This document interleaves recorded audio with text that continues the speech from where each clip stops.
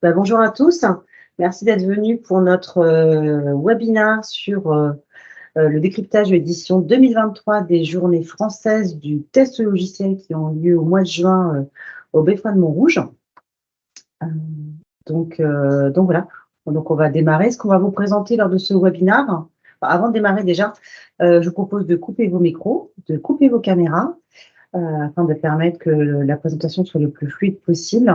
Et si vous avez des questions, posez-les dans le canal de la conversation et on y répondra à la fin du point. Voilà. Donc du coup, ce qu'on va vous présenter, donc déjà on va vous présenter qui nous sommes, Niji et notre équipe de test. On va faire un petit rappel sur la JFTL. On va présenter aussi les participants de cette JFTL. Ce qu'on retient dans les thèmes qui ont été qu'on ressortis de ces journées françaises de test logiciel.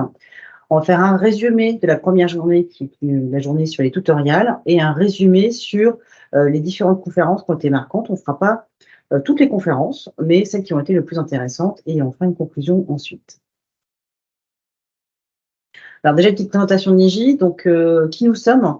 Donc, nous sommes une société de services qui existe depuis plus de 20 ans, qui regroupe 1200 collaborateurs.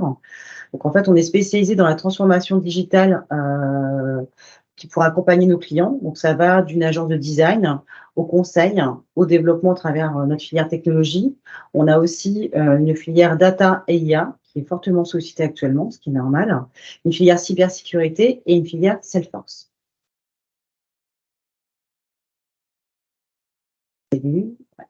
Donc, concernant notre Testing Factory, donc, on a 6 années d'expérience au sein de Niji.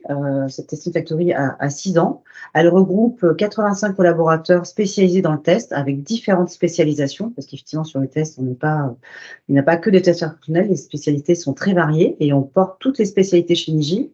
On valide à peu près 50 applications par an au sein de la Testing Factory. La plupart de nos collaborateurs sont certifiés STQB afin de permettre la garantie de nos process et la qualité de notre travail.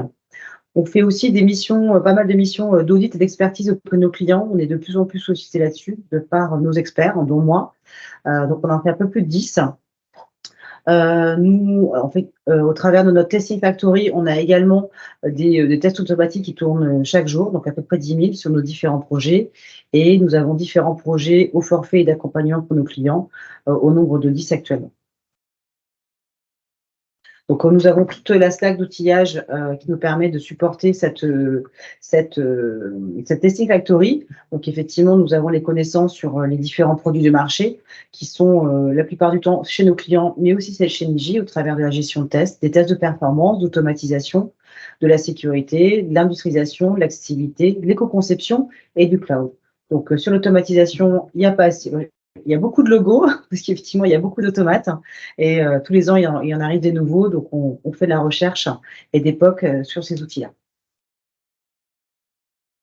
Alors, au niveau de nos expertises, je pense que vous l'avez bien compris, Niji est spécialisé dans l'agilité, dans le développement digital. Donc, tous nos testeurs sont spécialisés sur ces expertises-là. Donc, tout est en agile chez Niji.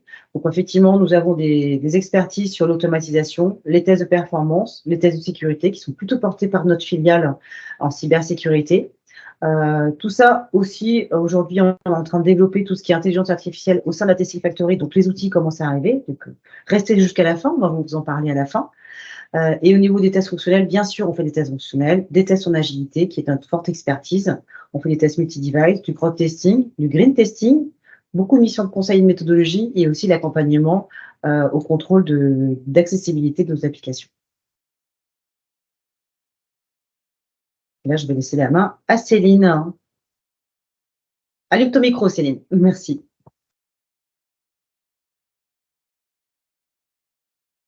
Oui, bonjour à tous, pardon. Donc, on va faire une restitution sur ces journées françaises du test logiciel, qui est un événement qui est organisé depuis 2008 par le comité français des tests logiciels et qui est présidé par Olivier Desnoux. Il a lieu au Beffroi de Montrouge et il regroupe à peu près 1300 participants, essentiellement sur 2 journées. Et pendant ces 2 journées, en fait, il y a des tutoriels et puis des conférences. Cette année, en fait, la thématique, c'était d'aborder les tests aujourd'hui et demain. Donc, la première conférence, les premiers tutoriels, il y avait à peu près 200 participants qui y ont assisté. Ils se découpaient, en fait, sous forme d'ateliers de 3 heures le matin et 3 heures l'après-midi. Donc, on a pu aborder, en fait, lors de ces tutos, des sujets un petit peu plus en profondeur. Et cette journée a regroupé un petit peu plus de 200 participants. La seconde journée, celle du 13 juin, donc, était plutôt ciblée sur des conférences avec l'évolution des tests logiciels actuels et à venir. On a abordé notamment les impacts, en fait, sur le métier du testeur. Et lors de cette deuxième journée, on a eu l'occasion de rencontrer nos pairs pour pouvoir discuter avec eux, des partenaires aussi et des clients. La première restitution a été faite par Niji auprès de sa communauté de pratique de test et aujourd'hui, en fait, on va vous la présenter. Donc, Niji, en fait, a mandaté quelques-uns de ses experts pour pouvoir assister, en fait, à ces tutoriels et à ces conférences. Voici donc l'équipe. Zélie et Gaëtan sont automaticiens. Et Géraldine et moi-même sommes test lead. Et donc, du coup, on a pu couvrir certains tutoriels qui se rapportaient plutôt à nos compétences ou à nos envies. Et on ne va pas la présenter, mais Betty, qui est la directrice de projet de la Digital Testing Factory. De notre point de vue, chez Niji, il y a plusieurs enjeux en fait autour du test logiciel qu'on a pu retrouver notamment autour de 4 grandes thématiques qui sont la QA, l'automatisation, la gamification et l'IA. Pendant ces conférences et ces tutos, on a vu en fait que la quality assurance, en fait, elle revenait de façon assez fréquente et il en est ressorti en fait que la collaboration et la communication étaient vraiment les clés de la transformation digitale. Concernant l'automatisation, on a pu revoir en fait quelques petites techniques qui nous ont représenté en fait les usages du design pattern et on a vu aussi l'approche du user-centric testing qui va permettre notamment d'avoir une approche un petit peu plus précise des comportements utilisateurs pour adapter les cas de test automatisés. Et concernant la gamification, on va s'inspirer en fait du côté ludique du jeu pour aider le testeur à conserver sa motivation dans la réalisation de ses tâches. Et enfin, l'intelligence artificielle, on a plutôt parlé en fait de la transformation des process, des impacts sur le métier qui étaient actuels et à venir.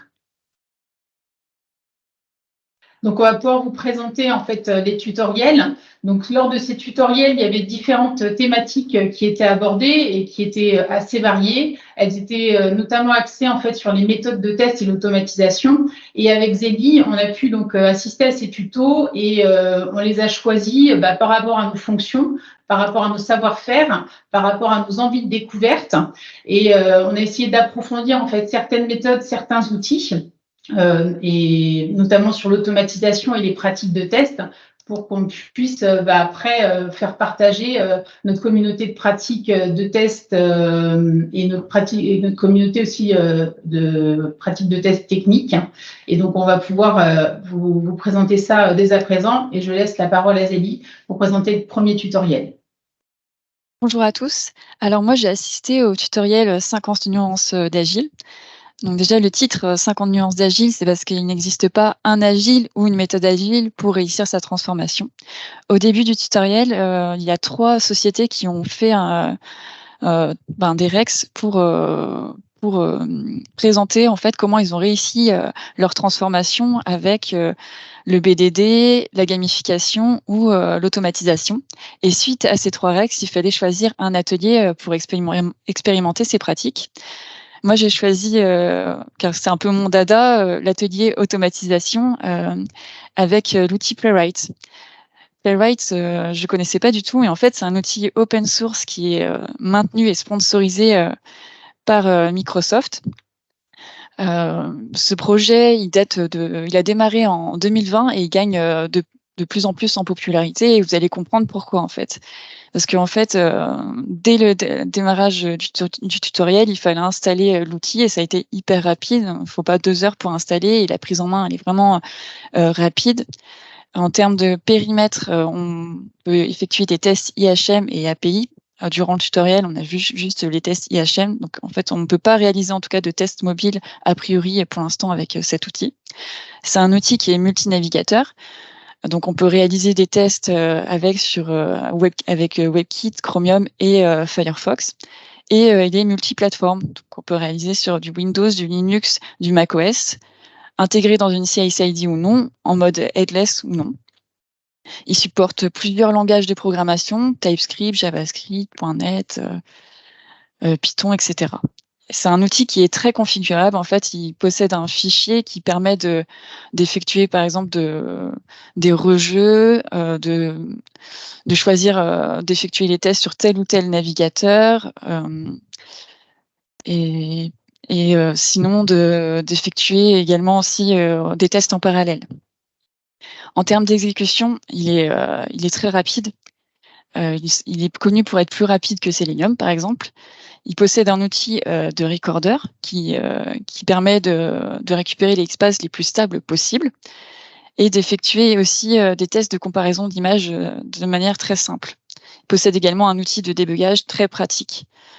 Donc cet atelier d'initiation à l'outil était intéressant. Il a permis de découvrir les divers atouts de cet outil en très peu de temps, rapide, robuste et facile d'utilisation. Et Niji va continuer à expérimenter cet outil à l'avenir.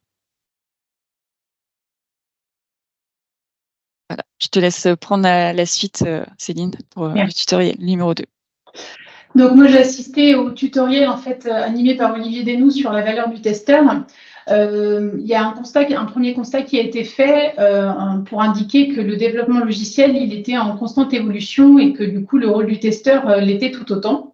Et que parfois, en tant que testeur, on avait du mal à se positionner face aux méthodes agiles qui ont été écrites en fait par des développeurs.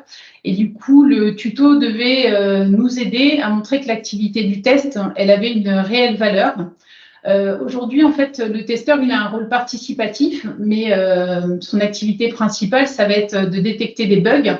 Et parfois, on a l'impression d'être incompris par rapport aux développeurs quand on leur remonte en fait des dysfonctionnements ou des bugs.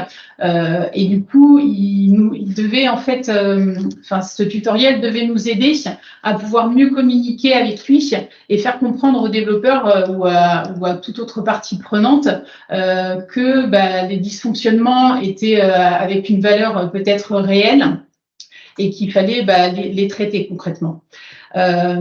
Pour ce faire, il fallait donc définir la valeur en fait par rapport à un contexte. Est-ce que le bug trouvé en fait donc il a une véritable réelle valeur ou est-ce que c'est plutôt un problème en fait qu'on perçoit? Est-ce que ce qu'on voit en fait est satisfaisant? Et pour ça en fait, il nous a donné quelques clés pour adapter notre discours en fait à nos différents interlocuteurs. Il fallait se mettre en fait dans le rôle d'un vendeur pour pouvoir négocier et convaincre en fait nos différents clients. Pour ça, le premier outil qui nous a communiqué, c'est la fiche persona qu'on utilise notamment en fait dans les user stories pour savoir à qui on parle et comment on va lui parler. Ensuite, il nous a donné un deuxième outil, celui du Product Vision Board, pour identifier en fait quels sont nos produits, quels sont nos services pour en fait pouvoir mieux nous vendre. Concrètement, il faut qu'on se mette à la place de notre interlocuteur et réfléchir comme lui. Ça va créer de l'empathie et du coup, on sera peut-être plus factuel si on illustre en fait nos propos en expliquant par exemple que si on met un bug en prod et qu'il est bloquant, ça peut arrêter la production, ça peut engendrer des coûts supplémentaires et ça peut éventuellement donner en fait une mauvaise image de marque. Aujourd'hui, le testeur, en fait, en tant que testeur dans nos métiers, on crée souvent la peur parce qu'on alerte sur des dysfonctionnements. Pour qu'on puisse être entendu par soit les développeurs, les chefs de projet, le BA, le directeur de projet, il va falloir qu'on adopte en fait ces codes de communication pour que lui aussi intègre en fait ce qu'on lui dit, qu'il l'accepte et qu'il ait envie de se protéger. Si on arrive en fait à bien communiquer, à terme, il y aura un vrai gain de temps. On va aussi en fait réduire les coûts et il y aura une meilleure qualité du produit fini. Enfin, le dernier outil en fait qui nous a donné, c'est la technique du système escalier où on va identifier un besoin, on va proposer une solution et ensuite on va émettre des hypothèses par rapport à l'utilisation de cette solution. Donc, l'atelier qui a été présenté, il était assez intéressant. Il redonne en fait de la valeur aux testeurs. Les outils fournis peuvent être, on les utilise notamment dans les user stories, mais on peut du coup les reprendre pour les utiliser en fait dans notre mode de communication. Aujourd'hui, chez Niji, on a des équipes multidisciplinaires où les développeurs, les BA, les PO en fait peuvent être intégrés. Et du coup, ça facilite grandement et ça favorise en fait la communication puisqu'on a des objectifs et des priorités en fait qui sont en commun. Et ça nous permet notamment en fait de faire des livraisons de produits de qualité. Et ça favorise aussi en fait le partage de communication, de bonnes pratiques et les outils de communication sont un petit peu plus développés. Voilà concernant ce tutoriel et je te redonne la main, Zélie. Alors moi, j'ai assisté également au tutoriel Testons ce qui compte vraiment pour nos utilisateurs. L'automatisation des tests permet aux équipes agiles et DevOps de livrer en continu de la valeur à leurs clients. Mais la difficulté, souvent, c'est de définir les parcours à automatiser. Comme on peut voir sur le schéma, il y a souvent une différence entre la théorie versus la réalité. Ce que le testeur pense que l'utilisateur fait, c'est-à-dire que il va penser qu'on va aller de A à B directement et en fait, très souvent, au final, l'utilisateur va aller de A à B, mais en passant par différentes étapes que le testeur ne pense pas réellement. Donc, en pratique, le comportement de l'utilisateur peut être vraiment différent. Lors de ce tutoriel, Smart Testing a présenté leur outil qui s'appelle Gravity. C'est un outil qui permet de récolter des sessions utilisateurs anonymisées et les traces de tests. Il permet également d'extraire les patterns d'usage et d'analyser leur couverture par les tests et d'optimiser la couverture des parcours utilisateurs. Il permet également de générer et d'exécuter des scripts de tests de bout en bout en Cypress. Ça concerne uniquement les applications web pour l'instant. C'est pas possible pour l'instant sur les applications mobiles. Et a priori, il y a peu d'impact sur les performances de l'application. L'intérêt, c'est que vraiment, ça mesure en permanence la pertinence des tests. Moi, j'ai trouvé que c'était un outil intéressant qui permettait de mieux cibler notre effort de test, couvrir des parcours qui n'étaient pas couverts, ou au contraire, réduire des parcours qui étaient surtestés et couvrir vraiment l'usage réel. La partie génération de scripts semble moins aboutie en selon moi, avec un langage qui est limité à Cypress. Ce qui serait pas mal, c'est qu'il s'ouvre à d'autres langages de programmation et les XPath qui étaient sélectionnés n'étaient pas forcément déployables. Mais ça reste un outil vraiment intéressant pour faire du shift right. Je vais te redonner la main, du coup, Céline. Donc, moi, j'ai assisté à une seconde conférence sur la transformation de la QA à la QE avec des bonnes démarches et une bonne démarche en fait et des bonnes pratiques. Pour rappel, en fait, la quality assurance, ce sont toutes les activités qui vont garantir la qualité d'un produit ou d'un service. Et la quality engineering, c'est une approche qui est un petit peu plus large du développement logiciel, qui va intégrer la qualité en amont en fait de la conception jusqu'à la livraison. Donc, pour cet atelier, en fait, on est parti d'un cas pratique d'une entreprise de e-commerce qui souhaitait en fait faire une transformation digitale pour pouvoir livrer une fois par semaine, au lieu d'une fois par mois, afin d'améliorer notamment l'expérience utilisateur et puis stabiliser ses livraisons et les critères de qualité qui étaient associés. Donc, la mission, en fait, était en 3 étapes. La première consistait à faire évoluer la stratégie de la qualité. En deuxième étape, c'était de définir, en fait, un type d'organisation. Et enfin, c'était de conduire le changement avec la mesure des performances.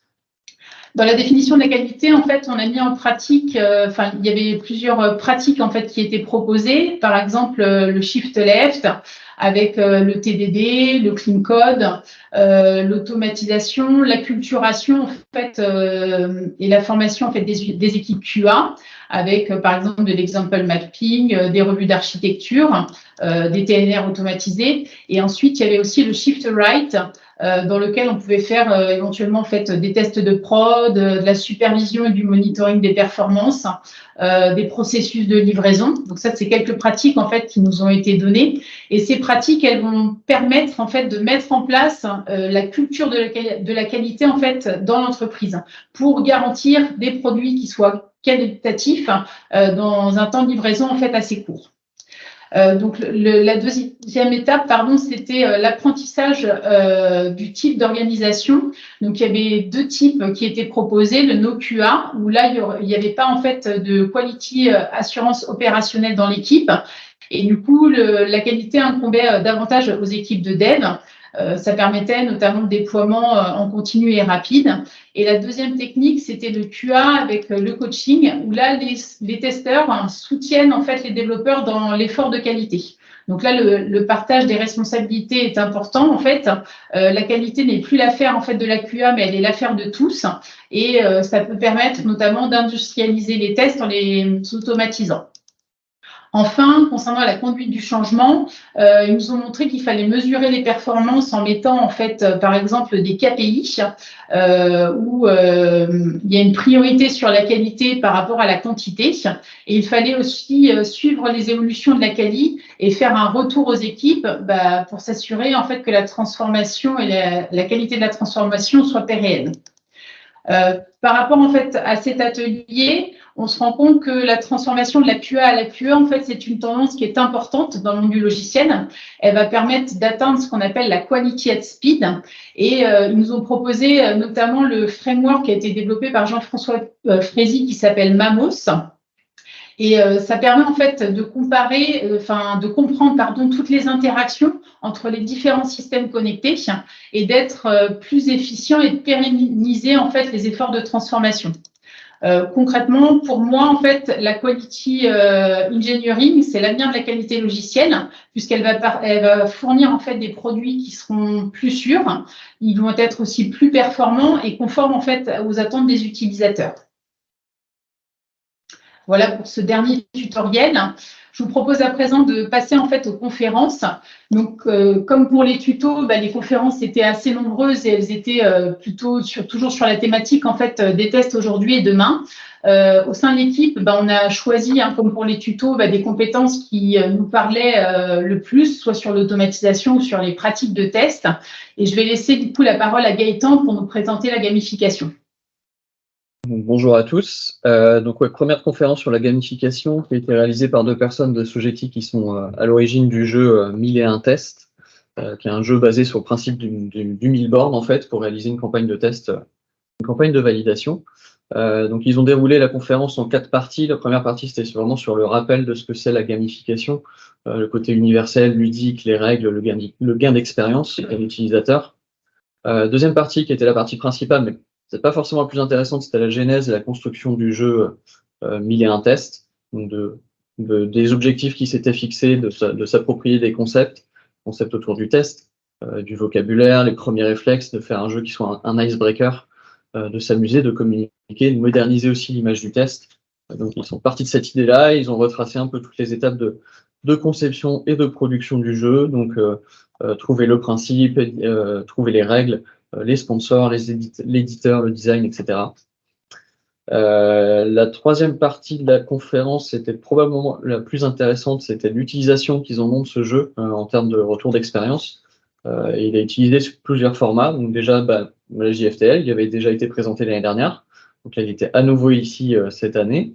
Il a aussi été utilisé dans différents salons, en afterwork, dans des ateliers avec des clients, dans des formations pour sensibiliser à certaines notions du test, dans des salons ludiques aussi. Il avait fait un salon ludique autour de Lille, je crois bien.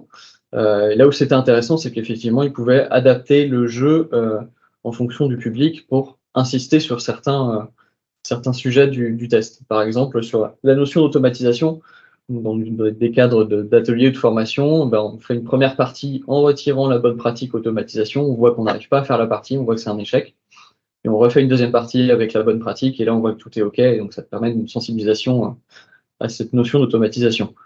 Et enfin, la dernière partie, c'était plutôt pour la suite, ce qu'ils envisageaient pour le futur du jeu, donc faire des traductions dans différentes langues, des extensions et surtout une version numérique, donc là qui pourrait être intéressante à utiliser de façon un peu plus large en tout cas.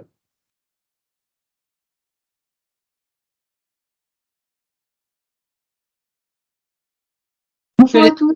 Géraldine. Oui, merci Céline. Alors, j'ai assisté à une conférence qui s'intitulait Tester dans un monde plus distribué, qui a été présentée par QE Unit. Le sujet, c'était les architectures orientées événements type Kafka. Comment on fait en fait pour construire une stratégie de test adaptée. Pour ça, on nous a présenté 3 cas d'usage que vous pouvez voir sur l'image. Le premier cas, c'était l'ingestion de stream web et app. Le second cas, un traitement de commande end consommateur. Et le troisième cas, un checkout e-commerce réactif. Donc, ça fait 3 types de flux d'événements qui sont différents. Pour le premier cas, on a un flux qui génère beaucoup de data. Et du coup, l'idée, c'est de donner la priorité aux tests unitaires et aux tests non fonctionnels, comme la perf et la disponibilité. Dans le deuxième cas, on a un événement qui déclenche une action immédiate. Et donc, dans ce cas, on va donner la priorité toujours aux tests unitaires, mais aussi aux tests bout en bout. Enfin, le troisième cas, on a un événement qui est complexe avec un schéma qui va revenir, qui est récurrent. Et là, la priorité va être les tests CI/CD. Donc, l'idée, là, c'était de nous montrer que finalement, pour chaque type de cas, il faut qu'on garde une vision d'ensemble pour en dégager la stratégie test la plus élaborée et la plus spécifique à ce cas-là. On ne doit pas tout tester, il faut faire des choix.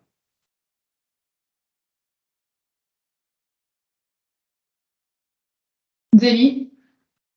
Alors, l'automatisation, demain, c'est maintenant. C'était une conférence sur, en fait, c'était un REX de Pôle emploi sur la mise en place de l'automatisation chez eux. Avec les obstacles et surtout ce qui était le plus intéressant, c'était les solutions qu'ils ont pu apporter. Donc l'automatisation, elle arrive souvent trop tard avec beaucoup de freins. Il existe des solutions à déployer dès maintenant pour garantir la maîtrise de ces produits pour aujourd'hui et pour demain.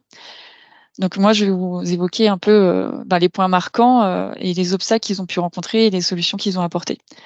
Par exemple, pour tout ce qui était problème de disponibilité de l'environnement, eux, ce qu'ils ont mis en place, c'est une solution Docker Kubernetes LDAP pour avoir des applications à la demande.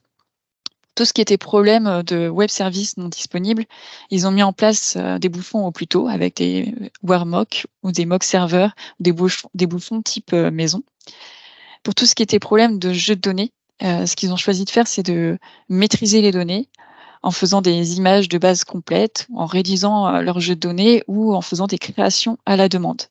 Pour tout ce qui était problème de difficultés techniques en fait à mettre en place ces tests, ce qu'ils ont fait, c'est qu'ils ont intégré les développeurs dans la mise en place des tests automatisés. Et pour la problématique de on ne sait pas quoi tester, il ne faut pas chercher à tout tester en même temps. Comme l'a dit Géraldine précédemment, ce qu'il faut faire, c'est commencer sur un petit périmètre avec des tests simples à automatiser sur des fonctionnalités critiques. Et pour tout ce qui était problématique de maintenance, ce qui donnait comme solution, c'était de bien concevoir les tests afin de simplifier la maintenance par la suite. Moi, j'ai trouvé que c'était vraiment intéressant d'identifier les obstacles à la mise en place des tests automatisés et présenter leurs solutions, que ce soit en termes de solutions techniques qu'en termes d'organisation d'équipe, car on est vraiment tous concernés par ces obstacles lors de la mise en place des tests automatisés. Donc, en tout cas, moi, ça m'a beaucoup parlé. Donc voilà, c'était vraiment très intéressant. Maintenant, je laisse la main à la personne suivante. Gaëtan. Ouais, je reprends la main. Donc, la conférence suivante, c'était sur l'automatisation à nouveau, donc pour récolter le fruit de votre design pattern. Déjà, il faut partir du principe qu'ils sont partis de l'idée que le projet d'automatisation était plutôt utiliser un outil full code. Donc, c'était vraiment un projet de développement à part entière et que l'automatisation était vraiment un acte de développement à part entière également. Et donc, de partir de ce principe-là, le résultat, c'est d'utiliser les design patterns, d'avoir une meilleure organisation du code et une meilleure maintenabilité, un coût de maintenance aussi réduit. Pas de surprise pour moi, en tout cas, dans cette conférence. Je pense que c'était plutôt une bonne piqûre de rappel sur les différents design patterns qu'on peut utiliser en automatisation. Donc, le principal étant le Page Object Model, évidemment. On a aussi vu le Factory Pattern, le Singleton Pattern, Builder Pattern, utilisé pour les API, par exemple, et le Facade Pattern. Donc, c'était pas des surprises. Et la bonne nouvelle, c'est que ce sont des patterns qu'on utilise déjà, nous, sur nos projets d'automatisation chez Niji, en tout cas en grande partie. Le seul petit point négatif que je relève, c'est que ça a été effectivement axé sur le fait que ce soit un projet de développement et donc du full code, mais ils auraient pu en tout cas préciser que ça s'applique aussi pour des projets no code ou low code. Ce sont des bonnes pratiques qui s'appliquent aussi dans ces cas-là. Merci Gaëtan. Je te redonne la main du coup, Géraldine. Oui, alors avec Gaëtan, on a assisté à une conférence sur l'IA de ChatGPT et la question c'était est-ce qu'elle peut remplacer un testeur logiciel? Donc on a eu des exemples concrets et en fait on nous a montré que oui, ChatGPT pouvait être utilisé pour générer des cas de tests, des scénarios de tests, des scripts de test auto. Et tout ça, pour pouvoir faire tout ça, en fait, il faut être capable de lui poser les bonnes questions, bien sûr, mais surtout lui placer le contexte. Et c'est là peut-être que la difficulté est la plus grande. Et puis, bien sûr, une fois que l'IA aura généré tout ça, il faudra vérifier que ce qui a été produit est correct. Gaëtan, tu as peut-être des choses à ajouter. Ouais, moi, je retiens surtout une phrase qui a été dite pendant la conférence, c'est qu'il fallait être aware sur le sujet. Et parce que dans quelques années, ils ont défini une DSI comme étant un dev expert, un testeur expert, un PO, un BA, un archi DevOps et une IA pour faire le reste. Donc, effectivement, c'est dans quelques années, mais on peut se projeter sur cette idée-là. Pas forcément d'inquiétude sur les profils experts. Ils vont plutôt avoir tendance à se raréfier. Mais par contre, peut-être un peu moins de profils juniors qui seront remplacés par des IA, effectivement. Merci Géraldine et Gaëtan. Je te redonne la main, Zélie, du coup, pour présenter cette conférence. Alors, mes flaky tests sont agiles. Déjà, qu'est-ce qu'un flaky test? Un flaky test, ça regroupe les tests non déterministes, les faux positifs et les faux négatifs. Comme vous pouvez le voir sur le schéma en haut à gauche, en flaky test, majoritairement, ce sont des faux positifs. Les faux positifs, ça va être tous les tests qui ressortent en erreur alors qu'ils ne devraient pas. Du coup, ça engendre de la perte de temps au niveau de l'analyse et une perte de confiance légitime sur la fiabilité des tests. Je vous invite à lire l'article sur la taverne du testeur qui concerne les flaky tests, où ils décrivent toutes les raisons qu'il peut y avoir toutes les raisons pour lesquelles il peut y avoir des flaky tests en fait. Mais je vais me recentrer du coup sur la conférence à laquelle j'ai assisté de Christophe Moustier, qui lui a employé plusieurs termes de japonais pour mettre en évidence en fait ces flaky tests. Alors, ces flaky tests, pour mettre en évidence, il a utilisé le terme undone. Le undone, en fait, c'est un panneau d'alerte. Pour le test, par exemple, nos panneaux d'alerte, ça serait un échec de warning du CI/CD. Pour résoudre le problème de flaky test, il recommande le Jidoka. Le Jidoka, c'est un autre terme japonais, en fait, qui définit en fait un système d'auto-correction des situations. Il y a différents types de Jidoka qui sont applicables aux tests. Les replays, donc les rejeux des tests en erreur, tout ce qui est testabilité, les KPI sur la fiabilité des tests, le pokeyoke, qui est en autre terme japonais, pour prévenir les erreurs. Et lui, ce qu'il recommande, du coup, Christophe Moustier, c'est de mettre en place une double boucle d'apprentissage, ce qui est en fait un processus itératif qui combine l'exécution des tests et l'analyse des résultats avec l'apprentissage organisationnel et l'amélioration des processus. Moi, j'ai trouvé que c'était une conférence intéressante sur l'amélioration continue, mais qui nécessiterait plus d'exemples concrets, avec des exemples de flaky test, avec des solutions proposées pour qu'ils ne soient plus instables. Voilà, c'est juste ça que je regrette un petit peu. J'aurais bien aimé avoir plus d'exemples concrets. Merci Céline. Alors, avec Zélie, on a assisté à une conférence qui s'appelait QA for All, et qui est un retour d'expérience de Kima. L'idée, c'était qu'il faut délivrer le plus rapidement possible sur une plateforme SaaS des nouvelles fonctionnalités. Alors en fait, ils ont mis en place deux processus. Vous pouvez voir sur le schéma, ils sont partis d'environnements statiques pour aller vers des environnements dynamiques. Ce processus-là, ils l'ont appelé le One Sandbox per Pull Request. L'idée, c'est de créer un environnement from scratch pour exécuter des tests à chaque PR avec un système de tags. Et l'idée, c'est d'éviter les problèmes d'environnement. Alors, c'était pas évident apparemment à mettre en place techniquement. Et puis, il faut gérer aussi le fait qu'il faut détruire l'environnement à chaque fois que les tests sont passés. Par contre, il y a un gain de temps indéniable par rapport à la recherche d'un environnement opérationnel. La deuxième chose qu'ils ont mis en place, vous pouvez le voir sur le schéma, c'est qu'ils sont passés d'un système où la qualité était dédiée à la team QA à l'idée que la qualité, c'est l'affaire de tous. Donc, ce qu'ils ont appelé le QA for all. Et l'idée, c'est de déplacer au maximum vers la gauche les tests d'Automne et du coup de les faire par les développeurs. L'analyse des résultats, par contre, peut se faire avec le dev seul ou alors avec le QA selon les cas. Alors, la difficulté qu'ils ont rencontrée, c'est que les développeurs, du coup, sont beaucoup moins rapides et ils ne connaissaient pas les activités de test, donc il a fallu les former.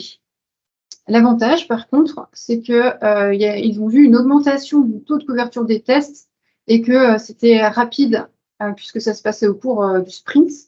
Et la conséquence, c'est une réduction du taux de bugs critiques. Donc moi, j'ai vraiment aimé ce retour d'expérience. Je trouvais que c'était intéressant. Et puis, ça fait écho à ce qu'on fait chez Niji, puisque pour nous aussi, la QS, c'est l'affaire de tous. Merci Géraldine. Donc moi, je vais vous présenter la dernière conférence à laquelle en fait on a pu assister.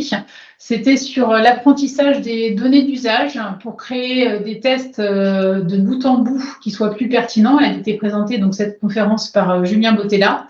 Il y a un constat qui a été fait suite à des interviews ou à des webinaires avec des clients, celui de dire que les tests automatisés étaient souvent trop nombreux, ils n'étaient pas assez pertinents et trop coûteux. Donc, il s'est posé la question, Julien Bottella, de savoir comment on pourrait les optimiser. Et il y a 2 ans, il avait présenté une conférence sur des recherches qu'il avait faites sur l'intelligence artificielle. Et il a essayé d'adapter en fait ses recherches à l'usage, à essayer de leur adapter avec l'usage centric testing, dans le but d'aider à l'automatisation, en priorisant par exemple les exécutions, pour aider aussi au diagnostic et puis détecter des anomalies. Concrètement, en fait, on va comparer les résultats entre 2 environnements, celui de la production et de la recette. Et comme le disait tout à l'heure Zélie, en fait, par rapport au tutoriel auquel elle a assisté, on va constater qu'il y a des comportements utilisateurs qui vont être différents de ce qu'on avait éventuellement pensé ou écrit. Et du coup, le fait d'utiliser l'IA couplée avec l'UCT, par exemple avec l'outil Bootstrap, ça va permettre en fait d'avoir des tests qui correspondent véritablement aux usages des utilisateurs. On va essayer de comprendre en fait ce qu'ils font et ensuite on créera des tests de bout en bout qui soient beaucoup plus adaptés à leur parcours.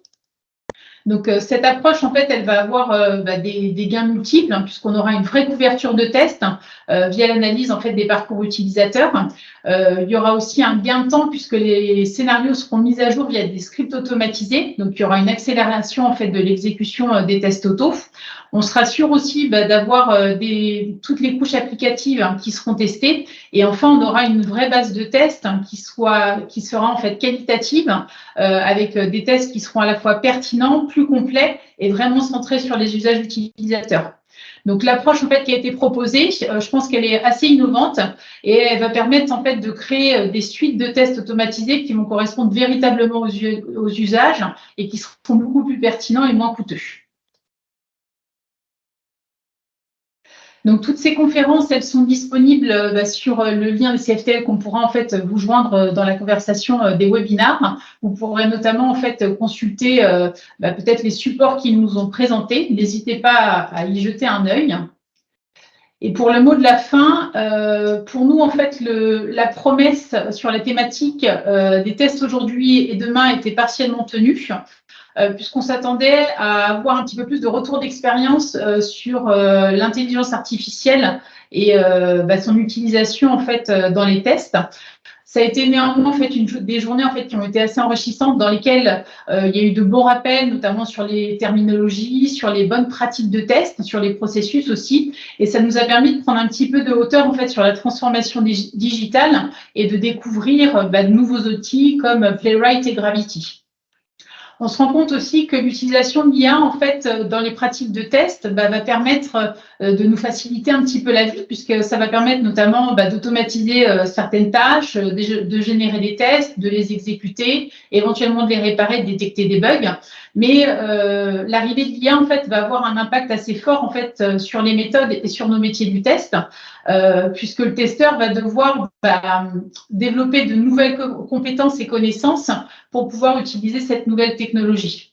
Donc, on se rend compte aussi que le rôle du testeur, en fait, il est plus en bout de chaîne, que la quality assurance, elle est au cœur en fait de la transformation digitale par notamment la quality engineering, et que en règle générale, les organisations sont en pleine mutation et il va falloir on va essayer du mieux qu'on peut, mais peut-être arriver vers la quality engineering pour intégrer la QA en fait plutôt en amont qu'en aval.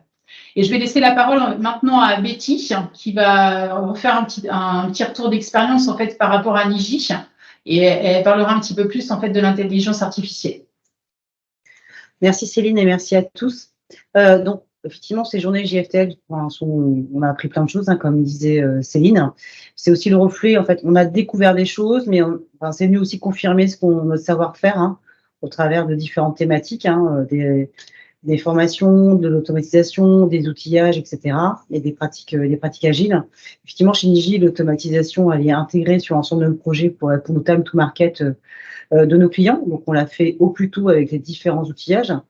On applique pas mal de processus associés à la qualité engineering pour mettre en place la qualité au plus tôt, et c'est dès quelque part la conceptualisation des projets de nos clients. Ce qui est aussi important chez Niji, c'est qu'en fait, nos experts, ils sont multidisciplinaires. Donc, effectivement, on va essayer qu'ils aient plusieurs cordes à leurs arcs en termes d'expertise, que ce soit de l'accessibilité, que ce soit de l'automatisation, des tests fonctionnels, de l'agilité, etc., du conseil, de l'IA, par exemple. Aujourd'hui, il y a plusieurs testeurs qui commencent à toucher à tout ce qui est pratique associée à l'IA chez nous. Donc, du coup, ils ont plusieurs cordes à leur arc, ce qui permet aussi de mieux répondre aux besoins des clients en fonction de leur challenge.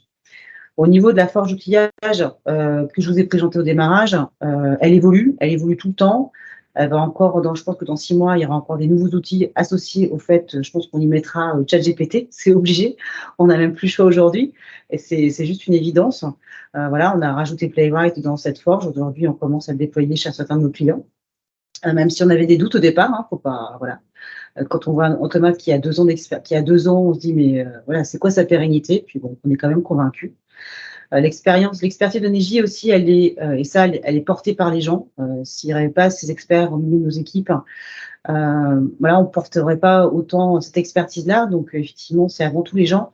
Donc, cette expertise, on la cultive et on l'entretient, on la partage au travers des comités de pratique techniques et pratiques de test, notamment au travers de Céline qui anime la pratique de test dans la communauté, et Gaëtan et Zélie et Géraldine qui font partie de la communauté de pratique de test sur l'automatisation et qui alimentent aussi les nouveautés, la veille et le partage entre projets.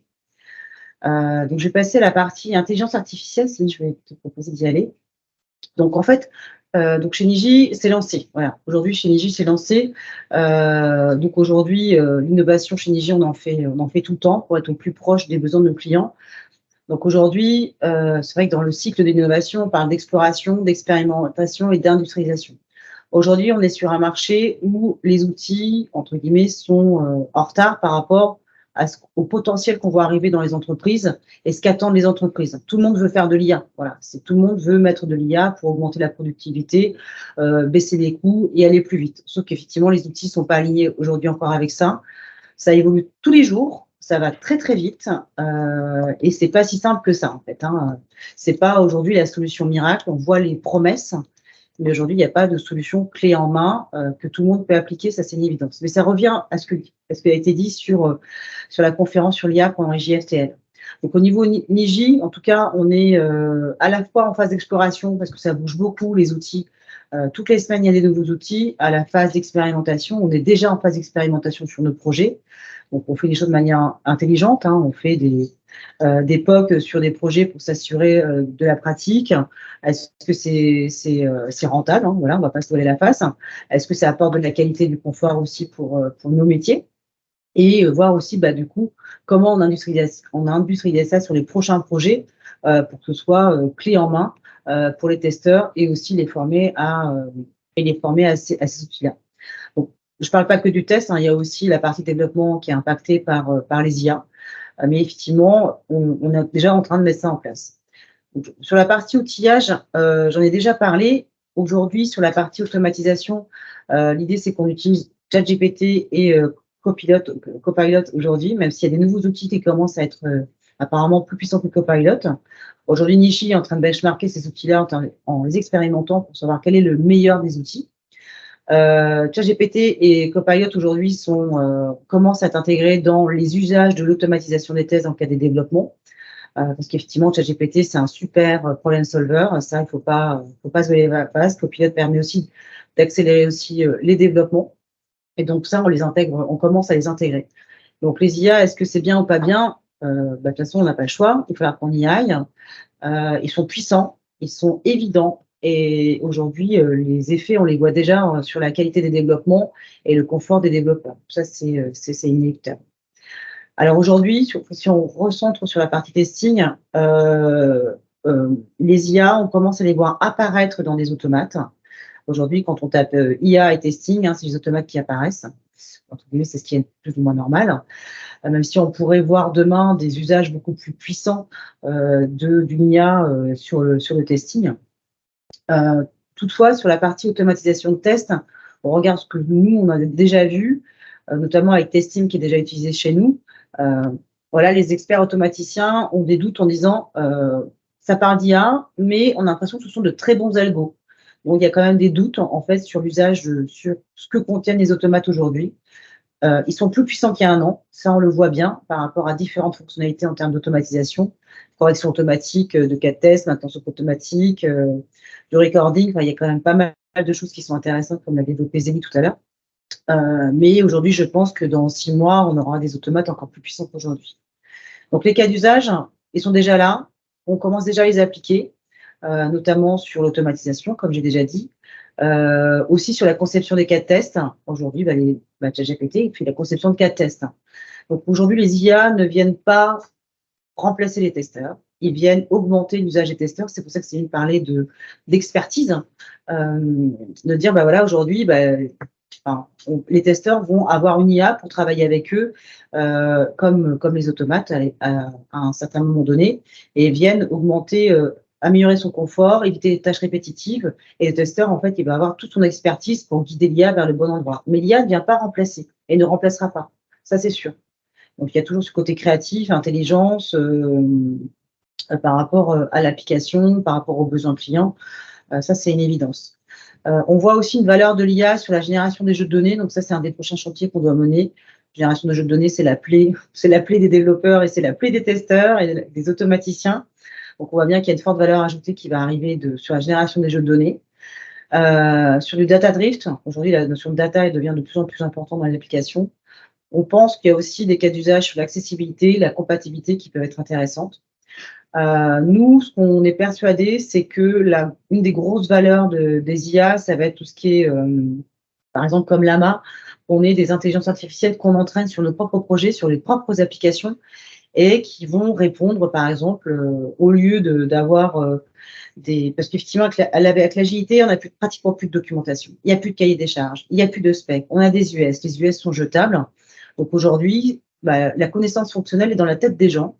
Et donc, du coup, c'est perfectible. Donc, souvent, pour avoir la validation d'une règle de gestion, d'une anomalie, il faut passer par le PO, il faut passer par les métiers. Il suffit voilà, ça demande de la disponibilité. On perd du temps. Vraiment, on perd du temps à tous les niveaux. Et nous, on pense qu'une des vraies valeurs que l'IA va apporter, c'est qu'elle devienne la référence fonctionnelle et qu'elle apprenne comment doit fonctionner l'application avec son lieu de nom d'entrée, avec les US, avec les réunions, avec un process de validation, et elle permettra ce sera un gros Google d'une appli, de dire est-ce que telle règle de gestion fonctionne comme ça, elle dira oui, non, mais voici comment ça marche, et ça permettra aussi d'aller plus vite. Donc pour moi, je suis intimement persuadée que ce sera une des révolutions, en tout cas, qui vont arriver sur l'agilité. Quand on parle de tout ça, on est sur un marché qui évolue, qui grandit et qui n'est pas cadré légalement. Ça, je pense que vous en avez tous conscience. Aujourd'hui, on parle aussi de propriété intellectuelle du code généré par ChatGPT. Voilà, aujourd'hui, normalement, le code appartient aux entreprises qui possèdent les applications. Demain, si on a des outils, des IA qui génèrent du code, quid de la propriété intellectuelle? Donc, il y a des problématiques aussi éthiques liées à la vie privée, au RGPD, à la fuite de données, à la sécurité. Donc aujourd'hui, tout ça est en train commence à être réglementé, mais les outils arrivent très tôt et le légal n'est pas aligné avec ça. Voilà. Donc du coup, c'est un marché, effectivement, on va tous y aller, ça va tous transformer nos pratiques, mais il y a beaucoup de précautions à avoir et il faut y aller petit à petit. J'espère en tout cas que ce retour de JSL vous a convenu, a été conforme à ce que vous imaginiez. Si par la suite vous avez besoin de repartager sur différentes thématiques ou d'échanger avec nos experts, vous n'hésitez surtout pas à nous recontacter, ce sera avec grand plaisir qu'on vous accompagnera pour la suite.